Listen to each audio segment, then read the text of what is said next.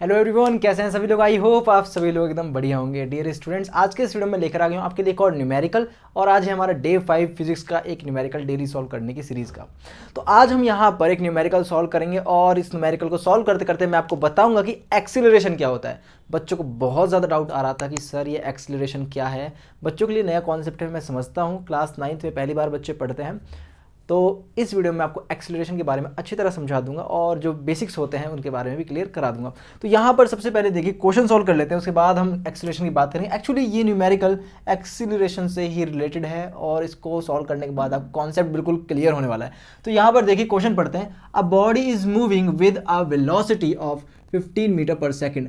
एक बॉडी है वो मूव कर रही है 15 मीटर पर सेकेंड की वेलोसिटी से, यानी ये बॉडी जो है ये मूव कर रही है 15 मीटर पर सेकंड की वेलोसिटी से। आगे मूव कर रही है, पीछे मूव कर रही है, कहीं भी कर रही हो, मूव कर रही है, ठीक है। If the motion is uniform, अगर ये मोशन यूनिफॉर्म है, then what will be the velocity in 10 second या आफ्टर 10 सेकंड। एक बॉडी है वो 15 मीटर पर सेकंड की स्पीड से यूनिफॉर्मली मूव कर रही है।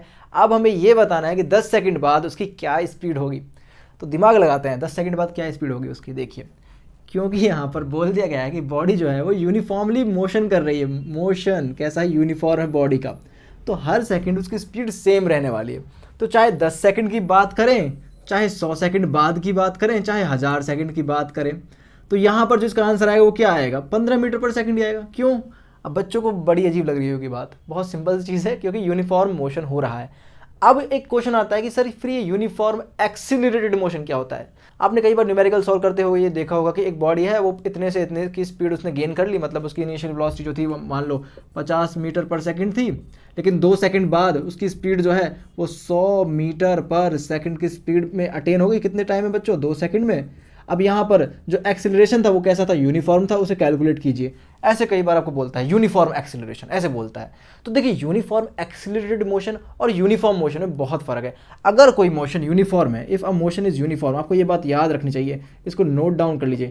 यूनिफॉर्म मोशन के केस में जो एक्सीलरेशन होगी बच्चों, जो ए का वैल्यू होगा वो कितना होगा बच्चों? 0 होगा।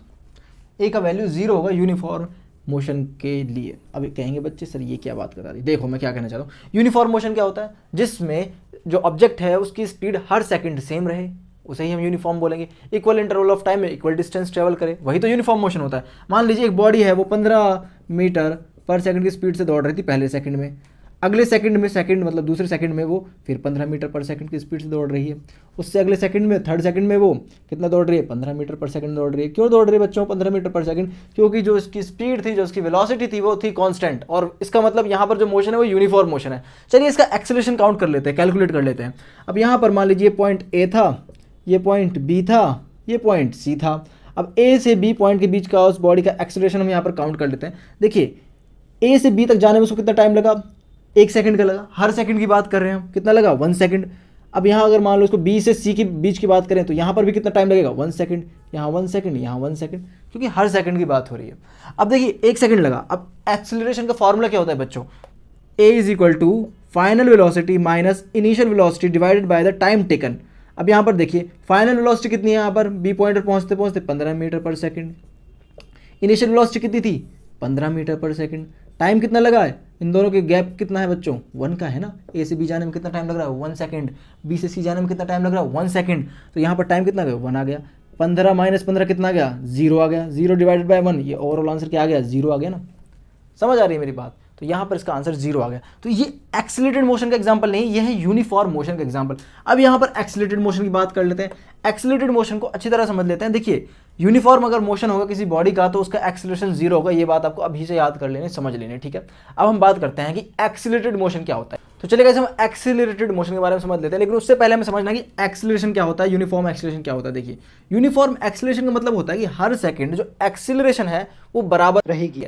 मान लीजिए पहले सेकंड, फर्स्ट सेकंड में जो एक्सीलरेशन थी वो 1 मीटर पर सेकंड स्क्वायर थी, तो अगले सेकंड में बच्चों वो जो एक्सीलरेशन है वो 1 मीटर पर सेकंड स्क्वायर रहनी चाहिए, ठीक है। और उससे अगले सेकंड भी जो एक्सीलरेशन का वैल्यू है बच्चों वो 1 मीटर पर सेकंड स्क्वायर होनी चाहिए। यानी कुछ भी हो सकता है, मतलब एक्सीलरेशन का जो वैल्यू है वो हर टाइम के लिए, एवरी सिंगल सेकंड के लिए सेम रहना चाहिए, ठीक है। यूनिफॉर्म एक्सीलरेटेड मोशन की क्या कंडीशन है कि हर टाइम के लिए, पर सेकंड के लिए जो एक्सीलरेशन का वैल्यू है बच्चों वो सेम रहना चाहिए। अगर एक्सेलरेशन का वैल्यू सेम होगा तो जो ऑब्जेक्ट है या फिर जो मोशन कर रहा है कोई बॉडी, उसका जो वेलोसिटी है वो यूनिफॉर्मली इंक्रीज होगा, वो यूनिफॉर्मली इंक्रीज होगा। यूनिफॉर्म मोशन में क्या हो रहा था, उसकी वेलोसिटी जो है टाइम के साथ सेम थी। यूनिफॉर्म मोशन में क्या हो रहा था, यूनिफॉर्म मोशन में क्या हो रहा था कि जो उसकी वेलोसिटी थी वो कांस्टेंट थी। लेकिन यूनिफॉर्म एक्सेलरेटेड मोशन में क्या होगा, इस वाले मोशन में क्या होगा, इसमें जो ऑब्जेक्ट की वेलोसिटी थी वो पर सेकंड यूनिफॉर्मली इंक्रीज हो रही है, ठीक है। ये बहुत बेसिक चीज़ है, ये बच्चों को बहुत ज़्यादा इसमें दिक्कत होती है, 11-12 तक पहुंच जाते पता नहीं रहता कई बार। फिजिक्स में इंटरेस्ट आपको होना चाहिए, आपको पता होना चाहिए। यूनिफॉर्म एक्सेलरेटेड मोशन में क्या होगा, जो ऑब्जेक्ट की वेलोसिटी है पर सेकंड यूनिफॉर्मली इंक्रीज होगी। दोनों में फ़र्क है, एक तो है कि मैं जा रहा हूँ बिल्कुल ऐसे चल रहा हूँ और मेरी जो वेलोसिटी है वो यूनिफॉर्म है, तो मैं कौन से एग्जाम्पल में आऊँगा, कौन से मोशन के एग्जाम्पल में आऊँगा, मैं आऊँगा यूनिफॉर्म मोशन के एग्जाम्पल में। और दूसरा एग्जाम्पल ये हो सकता है कि मैं हर सेकंड जब चल रहा हूँ तो मेरी वेलोसिटी 2 मीटर पर सेकंड से इंक्रीज हो रही है। कहने का मतलब ये है कि मेरी वेलोसिटी हर सेकंड बाद बराबर से बढ़ रही है। पहले सेकंड में अगर 2 मीटर पर सेकंड थी तो अगले सेकंड 4 मीटर पर सेकंड हो गई, उससे अगले में 6 मीटर पर सेकंड हो गई, उससे अगले में 8 मीटर पर सेकंड हो गई। तो आप समझ रहे हैं मेरी बात मैं क्या कहना चाहता हूँ। जो वेलोसिटी है वो यूनिफॉर्मली इंक्रीज हो रही है, इसे बोलते हैं यूनिफॉर्म एक्सीलरेटेड मोशन। आई बात समझ में। अब यहाँ पर एक छोटा सा मैं आपको और एग्जाम्पल देता हूँ, आपको समझ आ जाएगा कि क्या कहना चाहता हूँ मैं।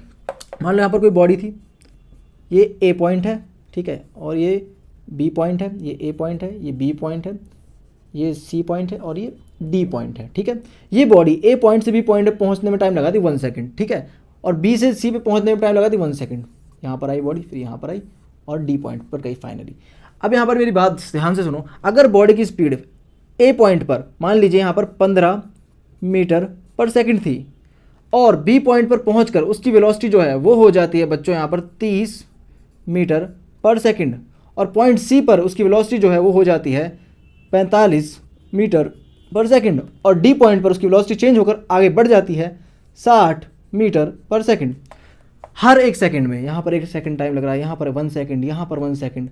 अगर आपसे कोई कहे कि ए पॉइंट से बी पॉइंट के बीच का आपको एक्सेलरेशन फाइंड करना है तो आप क्या करेंगे, एक्सेलरेशन कैसे निकलता है बच्चों, ए इज इक्वल टू क्या होता है, v minus u divide by t, और v यहाँ पर कितना है, फाइनल वेलोसिटी। अगर a और b पॉइंट की बात करें तो 30 यहाँ पर हमारा v हो जाएगा, और माइनस u हमारे पास कितना है 15 हो जाएगा, डिवाइड बाय टाइम हमें कितना लग रहा है बच्चों, हर पॉइंट पर बढ़ने के लिए मैंने आपको बताया था 1 सेकंड लग रहा है, ये हमने एज्यूम किया है कि 1 सेकंड लग रहा है टाइम। तो यहाँ पर 30 में से 15 के कितने का 15, यानी 15 मीटर पर सेकंड की स्क्वायर की स्पीड से 15 मीटर पर सेकंड स्क्वायर हमारा एक्सेलरेशन आ गया है। यानी कि जो ऑब्जेक्ट पहले सेकंड में मूव कर रहा था अगले सेकंड में उसकी स्पीड जो है 15 मीटर पर सेकंड बढ़ जाएगी। देखिए पहले सेकंड में 15 मीटर पर सेकंड थी तो उससे 15 प्लस करिए कितना आ गया 30, उससे अगले में 15 प्लस करिए कितना आ गया 45, उससे अगले में देखिए 60, मतलब 45 में 15 प्लस करेंगे तो 60 आ जाएगा। समझ रहे हैं आप मेरी बात, हर सेकंड कितना बढ़ रही है 15 मीटर पर सेकंड, यही एक्सेलरेशन का मतलब होता है। आई होप आपको मेरी बात समझ आ गई होगी। अगर आपको ये एक्सेलरेशन का कॉन्सेप्ट समझ आ चुका है कि एक्सेलरेशन क्या होता है, यूनिफॉर्म एक्सेलरेटेड मोशन क्या होता है, तो बहुत बहुत बधाई हो आपके लिए, और मुझे कमेंट सेक्शन में बता देना यस सर अब हमें क्लियर हो गया। और कोई डाउट हो तो प्लीज़ अभी मुझसे पूछ सकते हो, मैं दूसरा वीडियो बना दूंगा। सो गाइस मिलते हैं नेक्स्ट वीडियो में, तब तक अपना ख्याल रखना है, टेक केयर, बाय।